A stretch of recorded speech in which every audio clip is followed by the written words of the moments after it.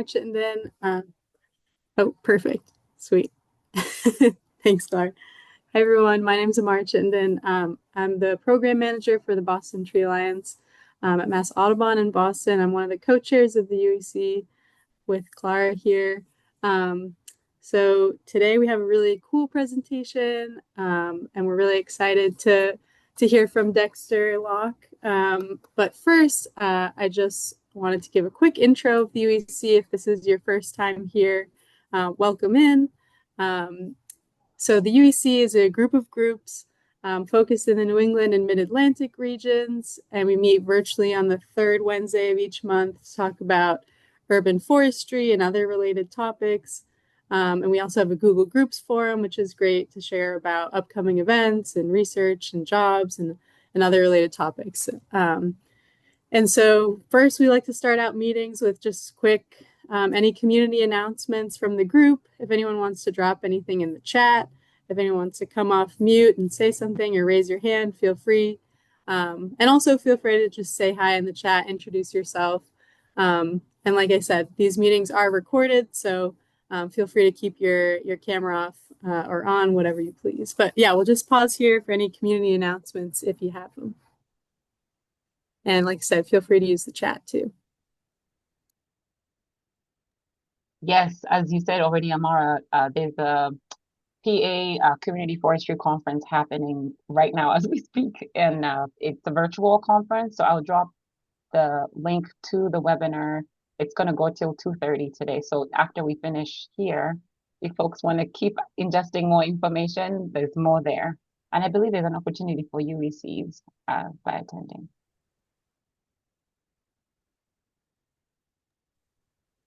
Sweet. Well, if we don't have any community announcements, oh, sweet. We got some Casey Trees hiring information. That's great. Thank you, Michaela. And yeah, feel free to keep using the chat and drop those announcements in. You know, we'll keep the chat open for all of that. But we're really excited to introduce our speaker for today. So today's topic is going to be on the when, where, and how of urban tree cooling in cities. So let me quickly introduce our awesome speaker of today. So Dexter Locke is a geographer and data scientist at the USDA Forest Service's Baltimore Field Station. He thrives on sifting through piles of messy data, never designed to be integrated to extract insights and answer questions relevant to urban natural resource managers. Conducting applied research with partners is his passion. His degrees are in natural resources planning from the University of Vermont, environmental science from the Yale School of Environment, and geography from Clark University. Dexter was also the UEC co-chair from 2017 to 2020, so very familiar with this group, and many of you probably know him. And on July 24th, he became a father. So thank you so much, Dexter, for taking time out of your day to be here, and I'll pass it over to you. Thank you so much. Great. Thanks, Clara and Mara. I really appreciate the opportunity to share some work I've been doing with some colleagues. And anytime UEC calls, I say yes. Can you see my screen? Yes, looks good. Awesome. Thank you. So here's the outline. I'm going to talk about two recent pieces of research that I've published with some colleagues on heat and trees. I know it's cooling down outside, but soon it will be the summer again, and it'll be a hot topic once again. And then talk about some preliminary ongoing work. And so if this feels like two pre-canned presentations smashed together, it's because this is two pre-canned presentations smashed together. But the narrative arc is this broad overview of trees and urban heat, and then I'm going to drill down in this sort of case study in New Haven, and then talk about some fun ongoing work in Baltimore. So when, where, and how of urban tree cooling. I worked with Mike Alonso and Peter Ibsen on a recent paper. So to set the context, background here, heat is the deadliest weather-related cause of fatality. This slide is a little bit outdated, 2021, but more recent stats confirm the same thing. So more deaths from extreme heat than flooding, lightning, tornadoes, hurricanes, cold, wind, rip currents, etc. And not only is it the deadliest weather-related, but it's been that way for more than 3 decades. So heat kills, right? And we know that trees do something about that, right? And I think many people have seen various versions of this kind of cartoon where we've got cities in the middle of this downtown, and there's less tree canopy than the farmland or the suburbs or the rural areas, and other land uses are sort of in between. And what we see is the hottest temperatures in the urban core, usually substantially hotter than their surrounding regional environments. So cities are hotter than their rural counterparts. That's a problem for people and plants, right? Morbidity, mortality, plant stress. And we know that trees reduce temperatures. So the urban heat island is a mix of reduced tree canopy, as well as the addition of really hard surfaces that are dense, that absorb heat throughout the day and re-radiate them. So heat's deadly, and trees do something about it, right? Every year people die because of extreme heat, and urban forestry is part of the solution. So we need to understand the role of trees more specifically. So there's 3 basic mechanisms, and if the diagrams on the right are confusing, that's okay. That probably just means that you have friends. But there's basically 3 main roles for trees and heat: shade, evapotranspiration, and roughness or aerodynamics.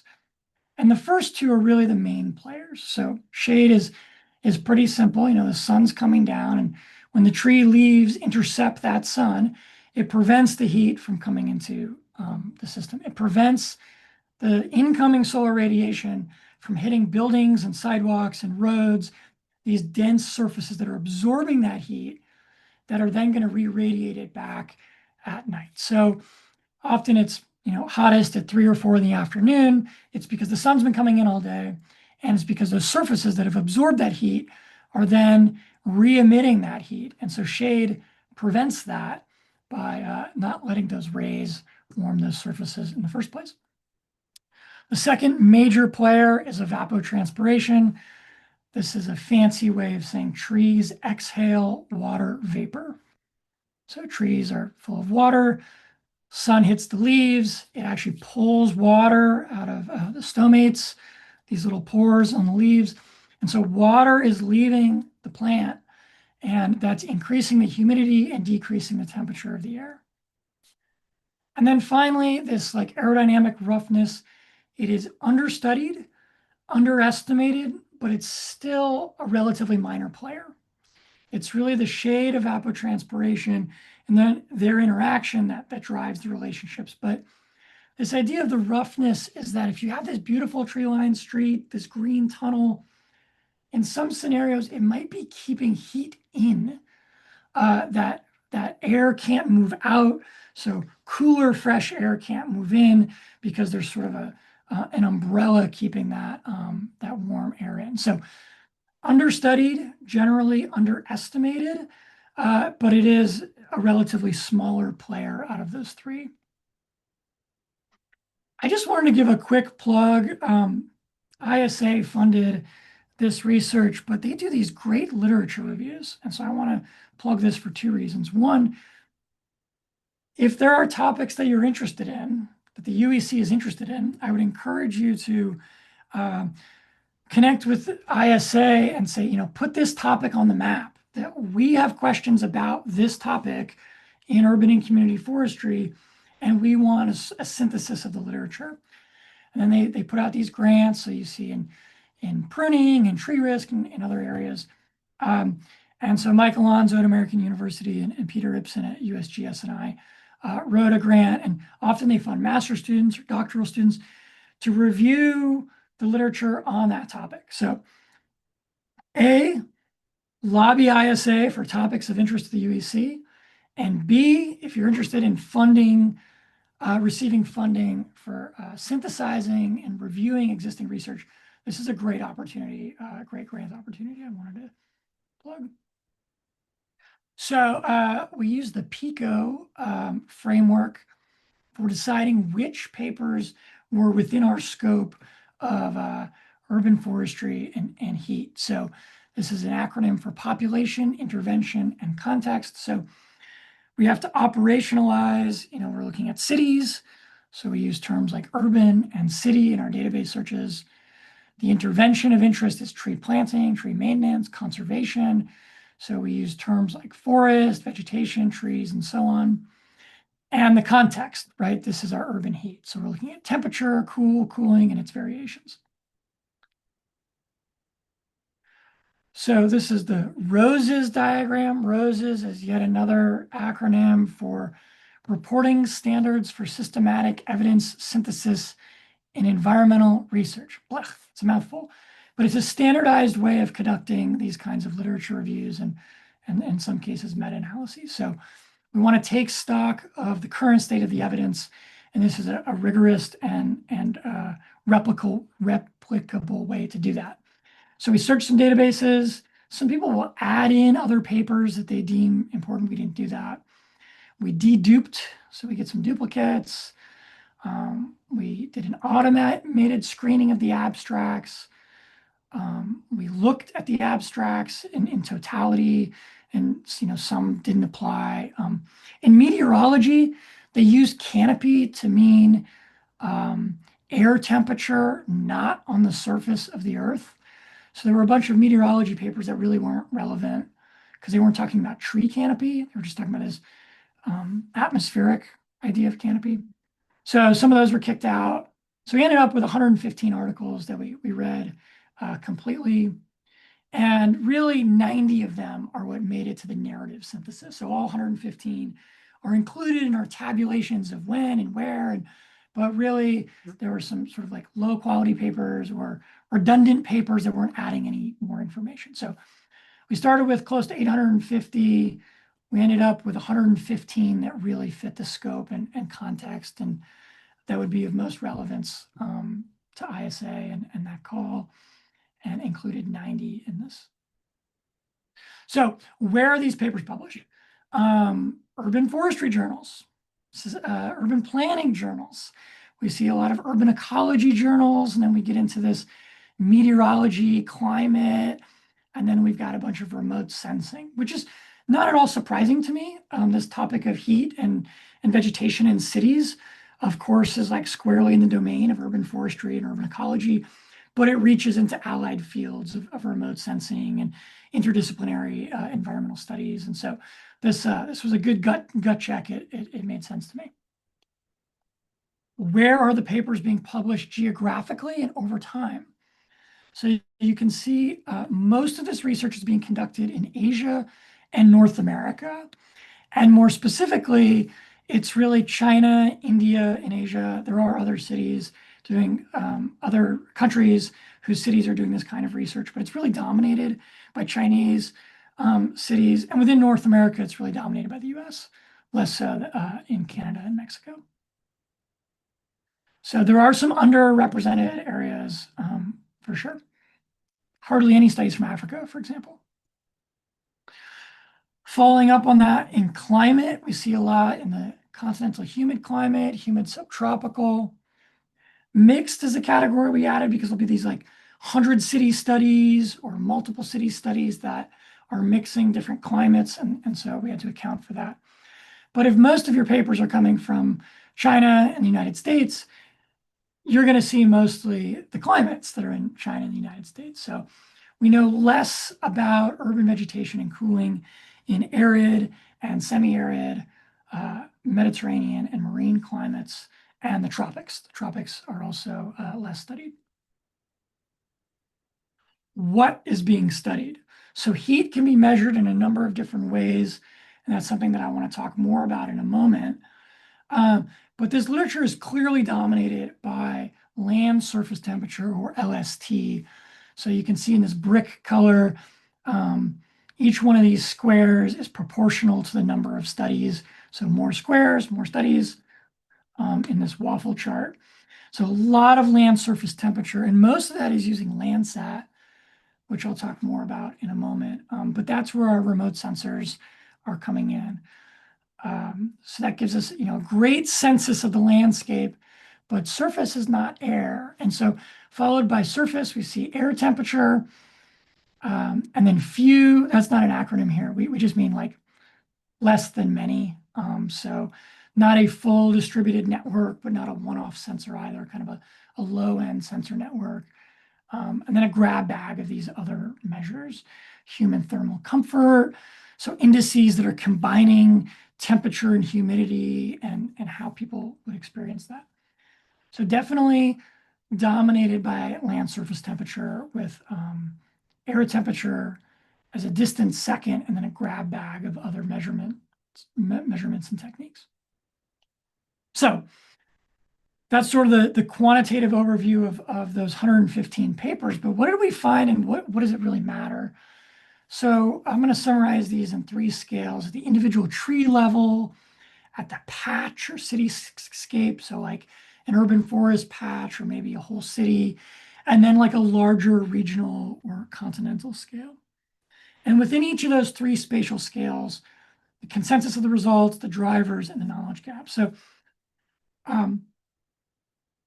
one of the consensus findings is greater water availability increases air cooling. So if one of those major drivers of cooling is shade, and then the second is evapotranspiration, if those trees are water stressed, they have less water to evapotranspirate. So that cooling benefit, that mechanism, is going to be dampened when trees are already water stressed. This is particularly important in arid and semi-arid context, but it's also a player in the mesic environments we know in the UEC network. Denser, broader crowns have more cooling. So this relates to that shade mechanism. More canopy coverage and more leaf area index is going to provide more cooling. Again, it's increasing both the shading and the evapotranspirative cooling potential of those trees. Obviously, that's not always possible. A smaller canopy would be better than no canopy at all, but bigger trees that have the water that they need are going to cool the best. And that relates to the leaf area index. So short, wide crowns, really wide but low provide the best, but that's not always possible, right? So some of the gaps, how much water is needed to increase that transpirational cooling? So if trees are water stressed, how much water do they need to really increase that transpirative cooling aspect? A lot of unknowns around species, native versus introduced, and a lot of questions about survival of those species under different climatic contexts that we might anticipate in the future.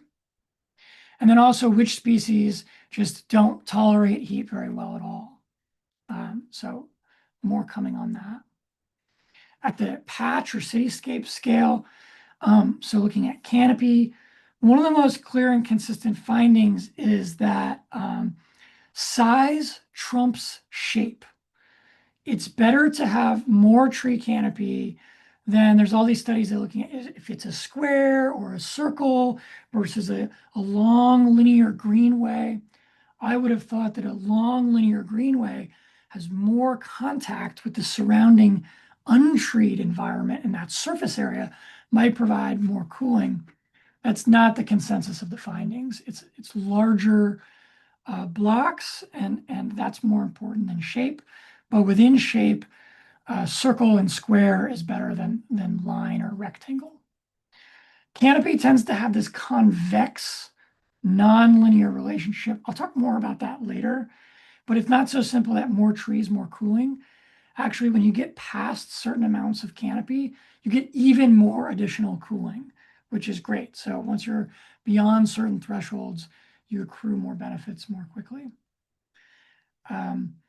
Citywide canopy, the amount is really the biggest driver here.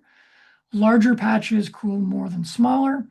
From a management perspective, this is kind of challenging though. You can't get to a larger patch if you don't start with a smaller one, right? So it's not to say those street trees are unimportant today, those freshly planted ones, because in the future they can become larger connected green tunnels that are going to provide more shading and evapotranspiration.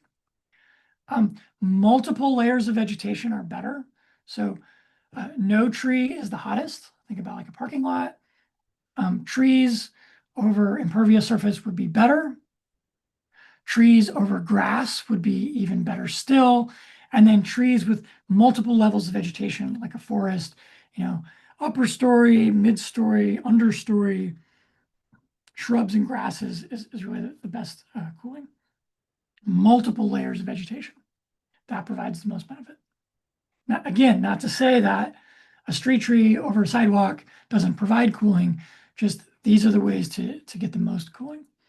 So there's a lot of questions about thresholds, like how much tree canopy to get those most benefits, how to direct cooling benefits to the areas that are hottest, keeping in mind that the shape, size, and the multiple layers comments I just mentioned,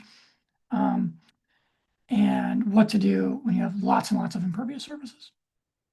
Finally, at the regional scale, trees actually cool more in drier climates. So if you're starting in a hot, dry place and you add trees or tree canopy, you're going to decrease the temperature faster than if you're in a relatively cooler environment and you add tree canopy. So that's sort of a silver lining compared to some of the patch or cityscape scale dynamics I was just talking about. Some of the drivers deal with the background climatic conditions, and they moderate cooling efficiency. Coastal cities, there's a dampening effect of tree canopy cooling. Although, as I mentioned before, we don't really have a lot of studies from maritime regions. And then some of the knowledge gaps just pertain a little bit to methods, inconsistent data. We don't know a lot about tree species, plant functional types and sizes at the regional scale. We do know some at the tree scale, but not across broad areas. And it's still a challenge to convert these like multi-city or even global findings down to things that might be practitioner relevant. They say everything in politics is local. I think everything in urban forestry as a local component too. So those are some of the main findings I wanted to share. Here's the paper, and I'll put a link in the chat if you want at the end. I'll stop now for quick clarifying questions. We'll have more time for discussion if you'd like at the end. But are there any quick questions? There was one in the chat. How does this relate to humid air feeling hotter than dry air, like the Southeast versus Arizona? Yeah, right. So adding humidity is going to cool the air, but it's also going to make it feel hotter. And there's sort of a trade-off, and there's also a sweet spot. So it does make it feel hotter, but the overall benefit is still positive because it actually is reducing it. It's not like you have hot versus hot with more humid. When you add the water, you're decreasing the temperature and you're having more humidity. So it's overall a net benefit for human comfort. And that's kind of a complicated one. Really great question. There's no other questions for this one. I'll press on to the next piece. Check the time. Okay. So do trees cool at the same time of day? Spoiler, no. Some more work. This is, we actually did this study before we did the review paper, and that was sort of opportunistic. Based on what I know now from the review, I would have done things a little bit differently, but that's how research works, right? So to get down into it, I mentioned that this local scale is really important, not just for trees survivability and their ability to provide cooling, but for human mortality and morbidity. So this is from Los Angeles. We see the air is 103. Under the shade, the surface temperature is 75. The bench is a sweltering 125. The sidewalk is 140. So over very small spatial scales, we see very important differences in the temperature. So there's a lot of different approaches. And so early on, this research used fixed location sensors, so like weather stations. So you would have a regional airport, and the advantage is it's taking temperature like every second. Very, very rich in the temporal domain, and they used to be relatively expensive. The disadvantage is you don't have a weather station everywhere you want one, right? So it's really good on time, not as good on space. Remote sensing, on the other hand, is really good at space. We have a census of the landscape, wall-to-wall coverage of the entire study area. And with a satellite like Landsat, it's been around for roughly 40 years. We've got 4 decades to look at changes over time. One of the disadvantages is that it measures surface temperature. If you've ever seen a meteorologist like frying an egg on a sidewalk, if the air were that hot, our brains would be boiling. Surface temperature does not match air temperature, right? And in my previous slide, you can see there's quite a big difference. These surfaces vary, and the difference between air and surface is also quite large. And I think surface temperature is really important, but it's not incorrect. I just think it's incomplete. Landsat, one of the satellites that's been around the longest continuous record, covers North America at 10:30 in the morning. So if you want to study urban heat, a lot of times we want to look at the hottest time of the day. So 2, 3, 4 in the afternoon. We're just unable to do that with a satellite like Landsat. So it's great on spatial coverage. It's covering Landsat circles every 16 days. But another limitation is that it can't see through the clouds. Simulations, so best guesses based on very reasonable assumptions and lots of iterations. We get all the times and places we could ever dream of, but we do have some uncertainty. And then finally, I think this is one of the most exciting areas, mobile sensor networks. So sensors on bikes, on cars, pedestrian backpacks, golf carts, wagons that are pulled by hand. There's kind of an explosion in this area of mobile sensor networks. And they combine the temporal richness of that first row, the fixed sensors, and they have better spatial coverage than those fixed sensors by virtue of being able to move around. It's underneath the clouds, and the problem with that approach is time and effort. You need people to drive the cars or to put it on their bikes, etc. So it's not I'm not beating up on any one of these methods. These are all just different tools in the proverbial toolkit.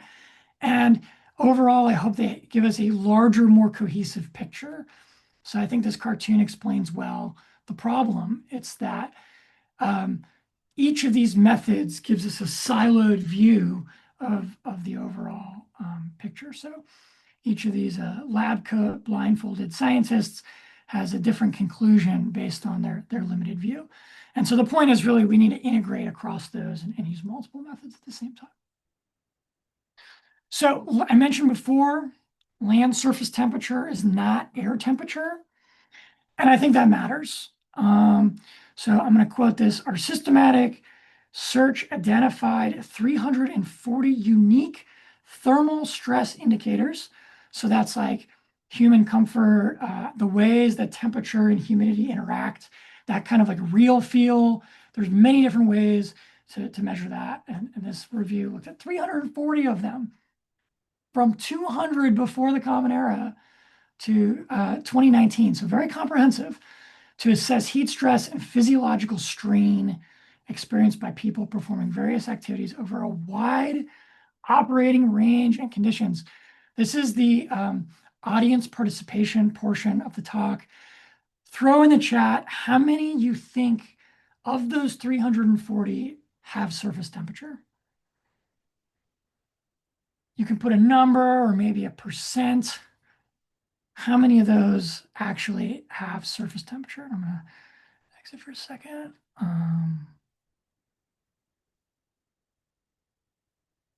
There's no wrong answers. Just throw a number in the chat. 2, 1, 20. Okay, yeah, maybe.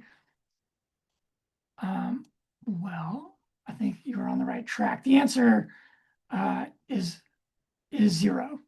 Not a single one.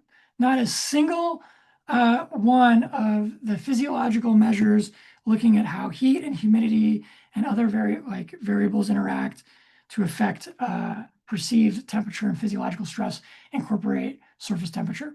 So the remote sensing atmospheric science group and the human health and climate are not talking to one another. But also, I just think the surface temperature is not always a salient measure for people, and I'm not sure about for plants either. It's the air temperature that matters. So some prior bike-based work.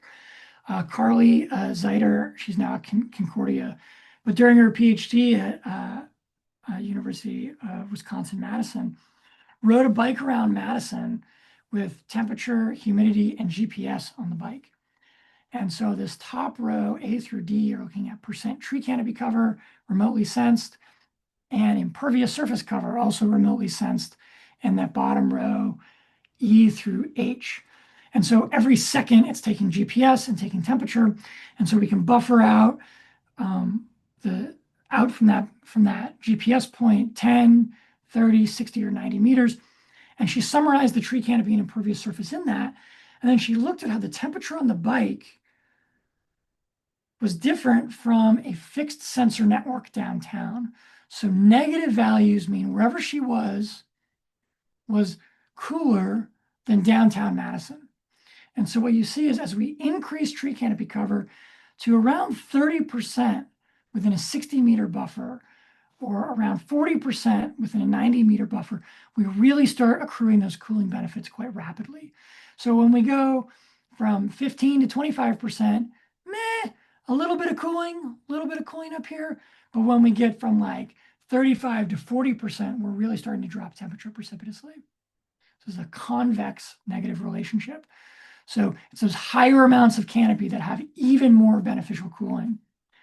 In contrast, impervious surface, it's fairly linear. More impervious surface, the higher the temperatures. This is bike-based in Madison.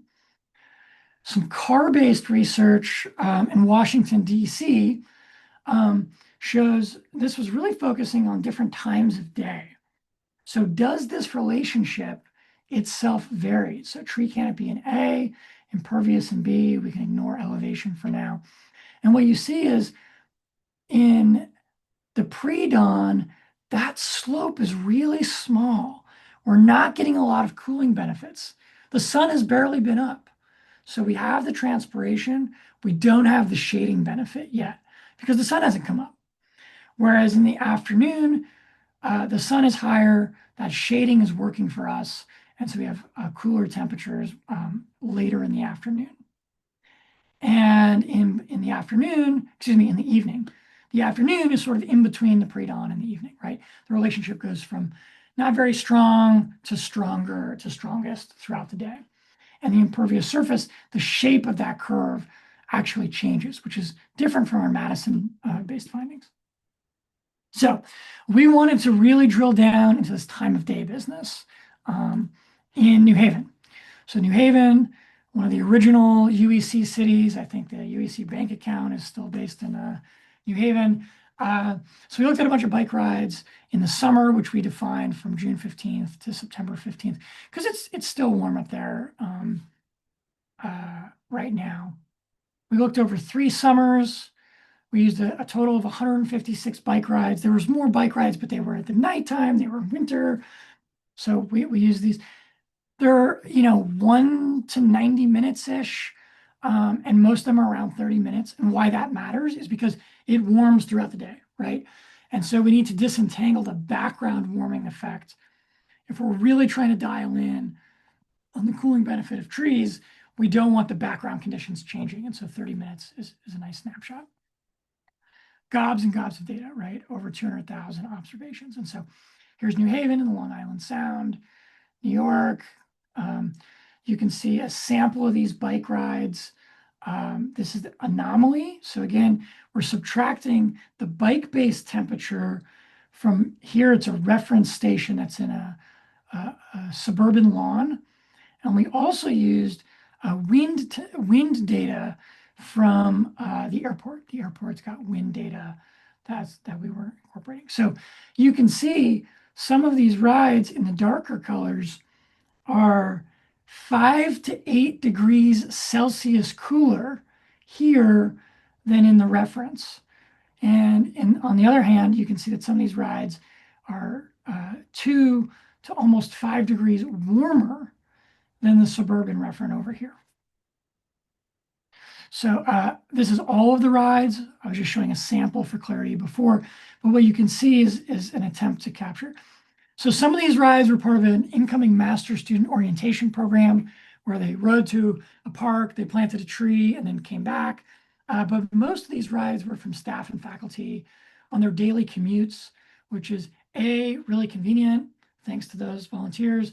B, really approximates the lived experience well. These are realistic exposures to heat and tree canopy, right? And they would sometimes alternate instead of taking the same path all the time. They would go over a block or over the other way, another block, to try to get more geographic variability. So we want to know, how does tree canopy relate to air temperature and how does that change over time? So we account for clouds, tree canopy with and without clouds, impervious surface with and without clouds, elevation, wind speed, and by direction. We parse the wind speed into 8 directions, so north, south, east, west, and then northeast, northwest, and so on. We control for the geographic space, and we have to look at the ride. I can get more into the methods if anybody's interested, but we did include this into our analysis. So before you say, well, is it biased because you forgot to think about elevation? No, we incorporated that. So sort of a graphical approach here. So each one of these dots is a 10-meter buffer around the GPS point. So the cyclist is going slow here, and the dots are more spaced out because they're going fast. And then they slow down for the intersection. And so this is what I mean by we buffer it out in a GIS. And so we can summarize the tree canopy and impervious surface 10, 30, 60, 90 meters, and so on. And we broke up our 156 rides into morning, midday, afternoon, and evening. And we did this sampling approach where we use 2% of the data, we fit a model, and we repeat that with another random sample of 2%. I can get more into that if you want, but the point is we fit lots and lots of models to get the bulk of the evidence to understand how that covariates. So what did we find? So the top row is tree canopy. The bottom row is impervious, which you've seen with Carly's work and the DC work. The columns are the different times of day, 8 to 11, and we just made these up, right? And we actually did a whole sensitivity analysis where, what if it's 7 to 10 instead of 8 to 11? And it didn't really make a difference. So 8 to 11 and so on. And sun sets in this nighttime one, not in the evening. No, I'm sorry. Sun sets in the evening one. That's an important aspect for shading. And what you can see over here is in the morning, this is really similar to our remote sensing findings. So the clear days, more tree canopy, cooler temperatures. Well, that's what reams and reams of literature have showed us before. But that remote sensing literature was unable to see through the clouds. And it's often at 10:30 in the morning. So as I showed in the first portion of this talk, like 70% of the studies are using remote sensing at 10:30 in the morning. So we keep seeing this in that literature. But because we're, bikes on the ground, we can look under the clouds, and what we see is under the cloudy conditions, there's actually a different relationship. Under cloudy, we don't have the shading. Shading is not a big driver of cooling. It's just the evapotranspirative demand. And what we actually see is a higher temperature on cloudy days. So what's going on there? The canopy is keeping some of that warm air in, back to that aerodynamic roughness, that understudied aspect. So that's a take-home finding there. The afternoon kind of looks more like the morning. So there's a lot of information on this slide, but really my point here is if you keep looking at 10:30 in the morning, you're going to keep finding the same pattern. And by looking across the day at different times, with and without clouds, we can actually better understand the relative contributions of the shading, the evapotranspiration, and this aerodynamic roughness component. So here's the paper. Again, I'll put that in the chat. I can pause here again for questions.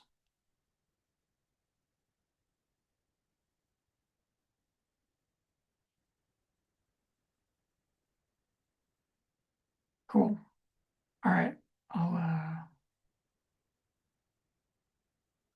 throw that in the chat and continue on.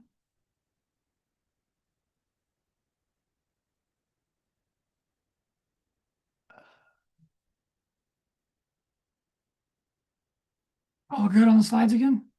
Oh, Becky has a question. Becky, what's up? Hey, congrats, Dexter, on the kid.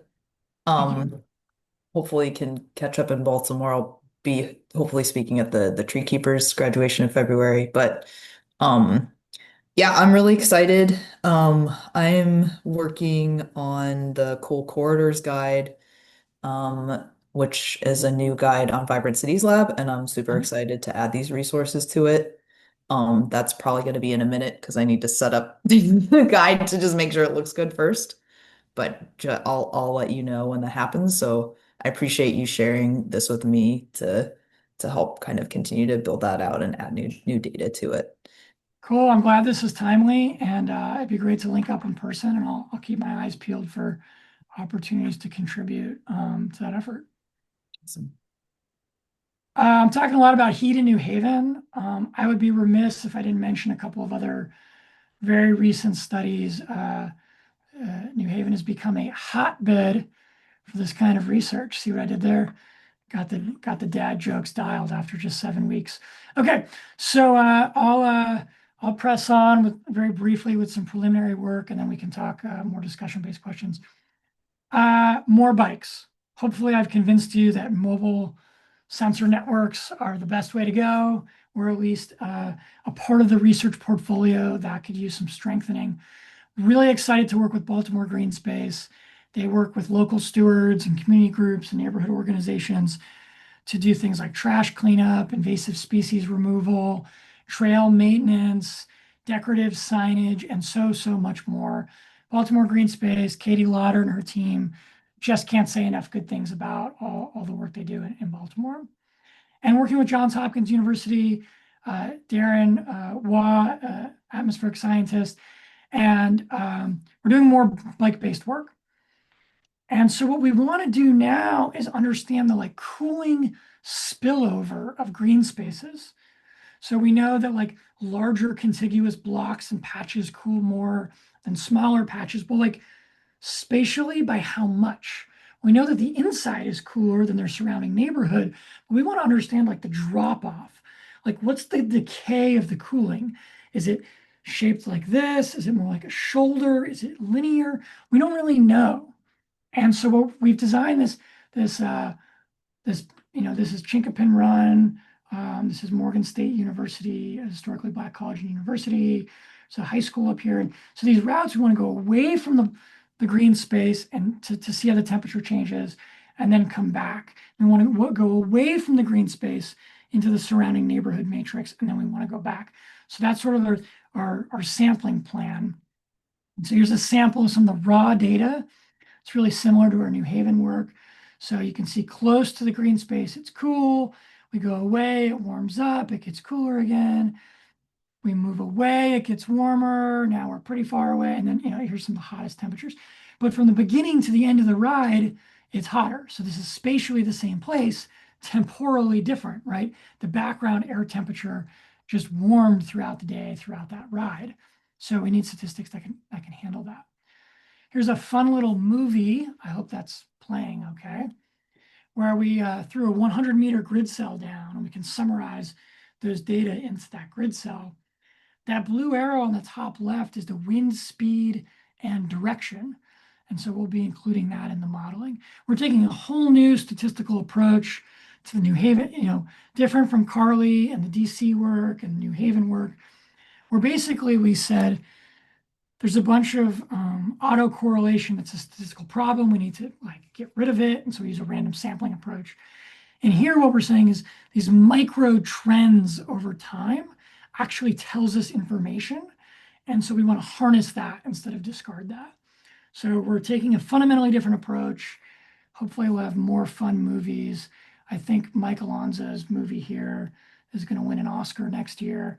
But if not, hopefully we'll get some really cool results about the cooling contributions of green spaces and the distance decay. And we're also connecting more with like Baltimore Bike Party and transportation advocates, and to get those communities talking to one another. I love going to Baltimore Bike Party. It's a hotbed for anybody with like a clipboard and an environmental survey or cause. And so we're going to recruit some cyclists to do some additional routes for us. We did some pilot work this summer, and I'm hoping to gear up literally for next summer. So hopefully that was informative and useful. Just to recap, we've got some, we did this literature review. We've got some consensus-based results, some syntheses at different spatial scales, and a lot of gaps. There's a lot that we don't yet know, but we know a lot, and we can design effective policies and programs around that. And then drilling into New Haven, I hope I've convinced you that air temperature is important, the lived experience is important, that we need to understand the times and places where people are exposed to both heat and tree canopy, and that this bike-based method can be a fun way to get more people involved. You know, you can see interpretive signage next to some really nice green infrastructure in our cities that explain like, what is a watershed? Like, why are impervious surfaces hazardous to the whole water cycle? And I'm hoping that we can continue that kind of like environmental literacy, except with heat. Like, cities are hotter than their counterparts. Within cities, there's differences between like parks and not a park, or street trees versus not a street tree, and to get people involved. There's of course some safety concerns. The last thing we need is like, you know, somebody who gets heat stroke when they're trying to like volunteer to collect data for us. So there's some work around that, but I think it's a really exciting time for heat research. I know it's cooling down outside, but every year the problem of extreme heat worsens. And as urban foresters, we have a role to play and to be at the forefront of that, and to help do something about that. So thanks for the opportunity to share. I'm delighted to take some like cross-cutting questions, discussion questions, and let me know how I can be useful.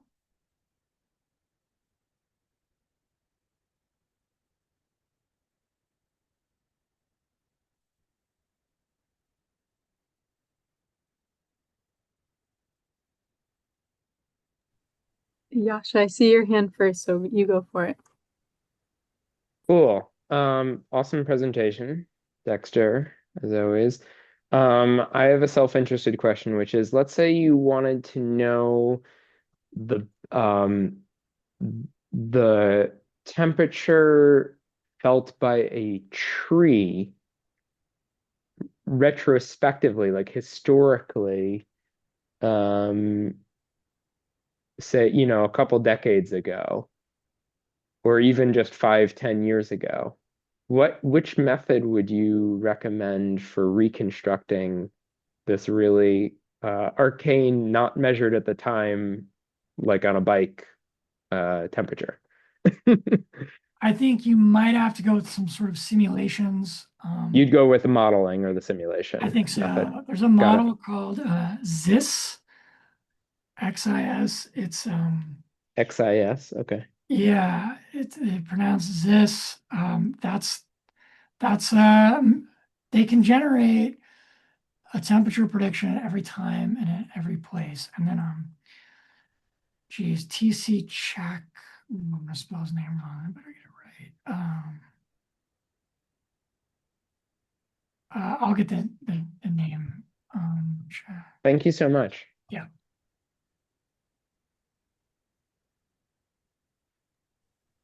Becky, you have a question? Go for it. Real quick, I'm curious if you or your partners have linked to urban heat officers or like the Office of Heat Mitigation. I know more and more of those are opening around the US. Not enough. This is a new area for me. That's definitely an opportunity for growth.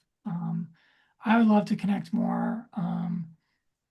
In Baltimore, a lot of the public health connections or with Johns Hopkins, understandably. But so they work a lot with sustainability plan, our Office of Sustainability Planning. But yeah, I think that's a missed opportunity or really a growth opportunity. Okay. Yeah. I appreciate the suggestion. Yeah, happy to connect offline. I love that. Yeah. Jesse asked if you could describe the bike-mounted sensors that you use. Yeah. Oh, looks like you got that. Um, here's one rig. So there's sort of like a hard case. Nothing I mean, it's held together with like zip ties and hose clamps and duct tape and Velcro and things like that. But we've got a hard case. We've drilled some holes in it. There's a GPS on there. There's a data logger. There's a power source. So there's a heat shield in here.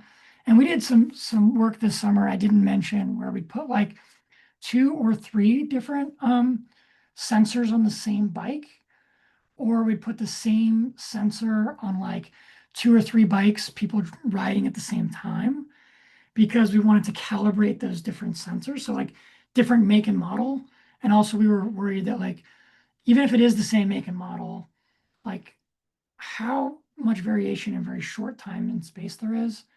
So we worked some of that out. And then like some of these routes, we did concurrently where one person went clockwise and one person went counterclockwise. And that was both like a sort of an engineering question about sensor calibration, and also it gets hotter from the beginning to the end, right? So if you're only ever going clockwise, or if you're only ever going counterclockwise, um, you're not getting the far part at the same, anyways.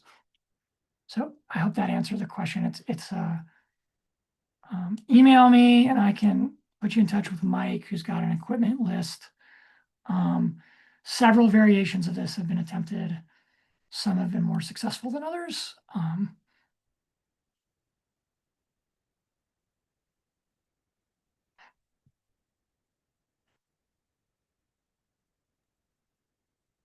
Dexter, I'm kind of wondering, like, is there a way, or is there sort of part of the next steps, either research that you know of or that you're involved in, like, how can urban forestry practitioners kind of take those findings and, like, you're talking about, designing effective, like programs that take into account these some of these gaps, maybe as we like think about like urban heat mitigation and urban forestry, and like I guess just sort of like, are there kind of like, whether that's, you know how can we use this work to kind of communicate about like how important like green spaces are, or like tree canopy and things like that, versus like, are there, kind of what Becky was saying, ways that we should be connecting with more public health practitioners and urban heat um, studies and things like that? Yeah, that's great. So like we hear like right tree, right place. And so what our findings would suggest, the sort of consensus findings in the literature, is that like bigger is better. So if you can put a larger tree, um, if you only care about managing heat island, um, and you have 2 tree species that you can plant in that same opportunity, the bigger one would be better for heat mitigation. A broader crown, more leaf area index would be better because, again, more shading and more evapotranspiration. At sort of a park scale, let's say you've got a baseball diamond in a wooded area. Well, if bigger patches cool better, can you make the wooded patch slightly bigger? What if it was like 10 meters bigger and didn't encroach on the ball field, right? So those are the types of strategies that I think connect with some of the findings. So bigger patch is better. Well, where can you take an existing patch and move the edge out? More layers of vegetation cools more than just canopy over impervious or canopy over grass. So can you have understory plantings? Whether that's other trees, so trees don't live forever. Can you have sort of an under or mid-story canopy layer to get the multiple layers of canopy, providing more evapotranspiration and as a safety net? So when your 250-year-old tree expires, there's already some canopy beneath it that can help fill that role. So I think those are some strategies that maybe translate from the findings. And then the other piece on right tree, right space is like a changing background climate. So would a more southerly genotype of the same species be better? For example, would you want to plant a red oak from Georgia or Tennessee or the Carolinas in Baltimore instead of planting a red oak from Maryland? There's some uncertainty around that. There's a lot of work being done on that, sort of like climate migration, assisted migration. I know in a rural context, like with boreal species, some of my Forest Service colleagues have done this huge experiment where they've collected acorns from Tennessee, Virginia, Maryland, basically all the UEC cities. And then they grew them and they've planted Boston trees in New Haven and Boston trees in Worcester and Boston trees in New York and Boston trees in Philly. And then similarly, then Philly trees in DC and Philly trees. And so that's going to yield some results about how the genotypes correspond to different climates. And so I'll let Nancy Santi and Rich Hallett and Max Piana, who's now at Harvard, he left the Forest Service, Tara Trammell, University of Delaware, they would be good to answer questions about that. And also Janae. Anyways, so those would be some other people talk more about that. I see we're close to time. Maybe another quick one, or I don't know if you have announcements and wrap up, plug next month.